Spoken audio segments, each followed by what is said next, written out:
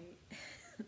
So, I'm going to be talking about nursing during the pandemic that's going on with coronavirus. If you hear noises in the background, it is because people are home because of the quarantine. So, some of my family members are here, and noise might happen. Just putting a disclaimer out there. That one right there. So, um, I'm going to talk to you about a few ways that nursing has changed as a result of this situation that we have going on. It's crazy because, literally just a week and a half ago, all these things, all these problems did not exist. It was just like coming into work now, so many things have changed. It's like, it's very surreal. It's like I'm in an alternate reality or something. I would have never expected to experience something like this in my career or lifetime, but it's crazy how something like this is affecting things on a national level, not just locally. Anyway, the first way that things have changed is the personal protective equipment. So that's your PPE. That includes your gowns, which you wear for things like C. diff, where you don't want to get the germs onto your clothing. That includes also the N95 masks. Those are the ones that everybody's been buying. I think people have died down on buying them now that people have come out saying, please don't buy them because there is a shortage. There is a shortage. They're not lying to you. So the N95 mask, and then that also includes your surgical mask, which you use to protect yourself against the flu. If someone has the flu, that's regular droplet. N95 is just for airborne things that can get through those regular droplet masks. I'm going to make a sidestep really quick. I know a lot of people have been buying the N95 mask because, of course, you want to protect yourself and find better ways to protect yourself. The problem is that these N95 masks are not one size fits all.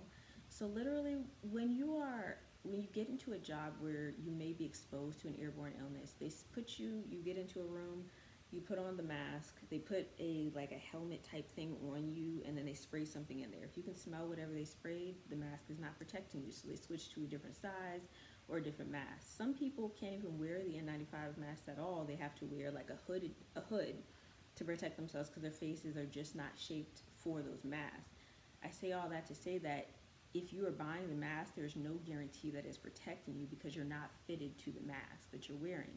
Now, some people might luck out and it might just be the right size for you, but I'm betting the majority of people are not lucking out. They're just buying something that they think is going to protect them, but really it's just as effective as if you walked outside with nothing.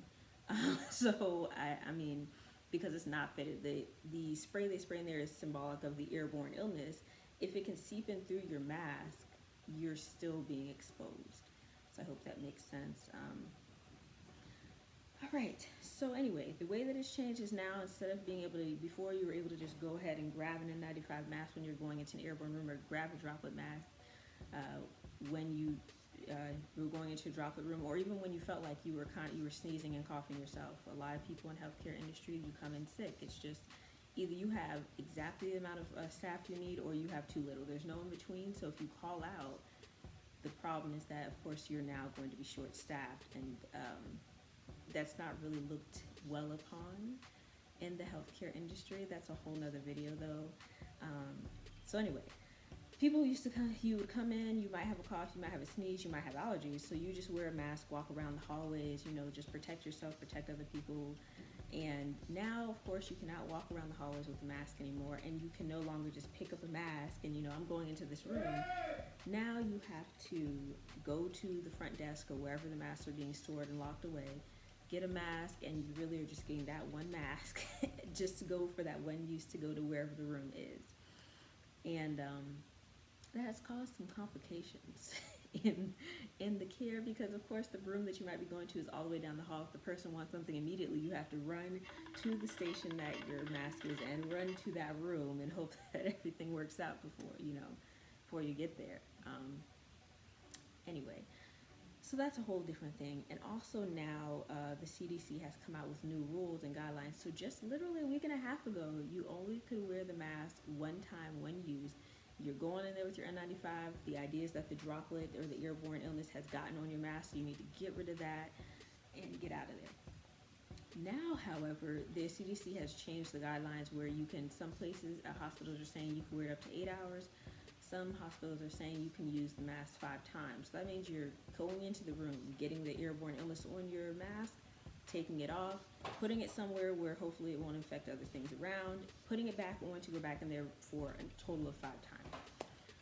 So you can see where that is kind of concerning, but that's just because the shortage is just to that level. That's just where we are right now. I wanted to just stop the video really quick and just say I don't in any shape or form think that it's okay to reuse the PPE. I don't feel like there was enough time to do any like scientific review of whether it's really a good idea to reuse these masks. And like I said, it's literally been a week and a half and they've made these decisions that you suddenly can reuse it, and then even when you take it off, you have to hope that it magically doesn't touch something that is now infected because you put the mask on it.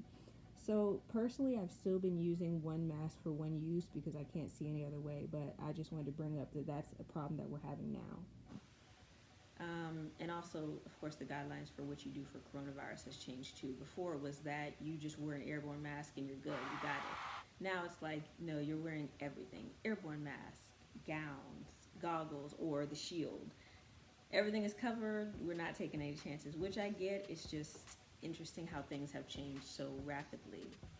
Second thing that has changed is the visitor restrictions. So of course, about a week and a half ago, everybody was like, we're coming to visit our families, and it was like, oh, security checked them in, put a band on, go ahead, you can get up there. Now it's like, literally it was a day in between. So one day I came in, we didn't have a sign, we didn't have anything. The next day I came in to work, there was a whole sign on the front. People were literally coming in because they had been there the day before to see their loved ones, and it was like, sorry, we can't let anyone in. And that's just how it is. Like, no one can come in, it's for everyone's safety, so that's it.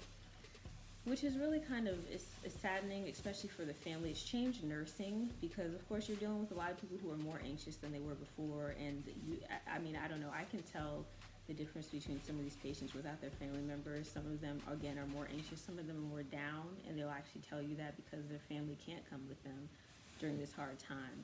Of course, there are exceptions for people who are going into surgery. People who labor and delivery and children care is obviously different. You can't just bring a child and be like, okay, bye, child. Of course you're going to be able to have a parent or both parents there. But even with that, if the parent or even if the person in L&D who's coming to visit, if they have any kind of cold symptoms or any kind of temperature, you're out of here. You can't come in. So it's kind of complicated things. So we have a lot more family members who are calling, just really anxious and wanting to know about the person's care, which is fine. I get it. It's just a new dynamic in the nursing industry. It's just crazy because before people were able to visit, so there weren't people who were calling. But anyway, that's something that has come up as well. The third thing that has changed really in nursing, I would say, is the staffing. Of course, staffing can be short, but it's been pretty short lately. And it's been pretty short lately because of the problem that you can't come in with sneezes, coughing, or some people just, they had already planned vacations, or some people are just not coming in. So we have a combination of issues going on right now with this coronavirus, but the staffing has definitely gotten more downhill with nursing. So either you're working really short or you're getting calls while you're on your day off to come in because they really need help. I'd say the fifth thing that has changed quite a bit since the coronavirus update is the screening. So now, before, a week and a half ago, you could walk into the hospital and be like, I'm coming to work, here's my badge, I'm getting in here, gotta speed up to the elevator because I'm late. I don't want to be late, gotta clock in before that 1 minute passes. All right.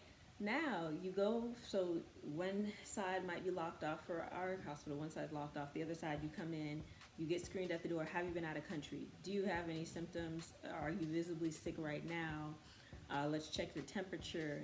If your temperature is up and you've been traveling, you're out of here. You were scheduled to work today, but you're not coming in today. If you have not, even if you haven't been out of the country, if you have a temperature at all, you're out of here.